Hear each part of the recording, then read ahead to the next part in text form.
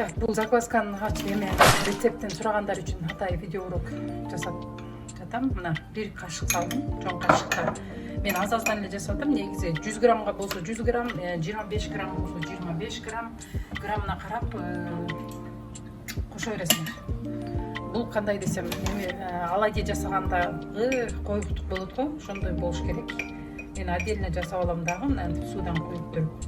50-50 мен негизи на глаз эле кылам. Эгерде силер жаңы жасап жатсаңар, мен деле негизи жаңы жасап атам, бирок мен любой нерсени на глаз кылганды жакшы көрөм. Интернеттен бир карап алам дагы, концентрациясы кандай болот. Ошого карап эле анан жасап коём. Анан отдельно жасап аласыңар. Отдельно каша кылып, мен ушундай коюктукта кылдым. Комочка калбаш керек, ундар калбаш керек. Бул жерде желательно мынакей.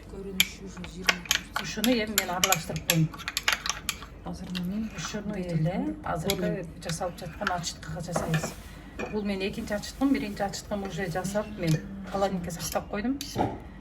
Канчага чейин сакталат бирок билбейм. Мен эми кайра жасап отурбай эле камырды кылам да нанга. Кыргызстандагыдай кылып эле, мурда ошондой эле го.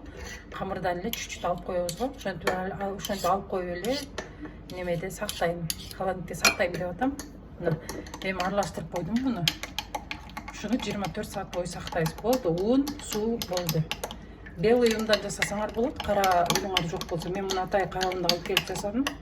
Кара ундун дагы өзүнүн витаминдери бар деп аралаштырып койдум. Бул дагы эми капкагын жаап коюп коебуз.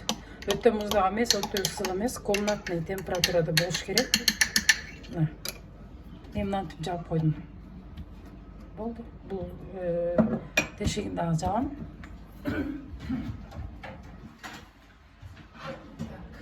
Ал эми бул менин даяр ачыткым. Холодильникке салып алдым, мына ушинтип көбүп атат. Бул мен 2 жолу камыр кылганга жетет. Кадимкидей ачытка. Эми каждый раз мынтип жасап отурбай мен камырыман эле алып коем деп эле туура көрдүм. Кыргызстандагыдай кылып эле. Болду. Оп оңой рецепт.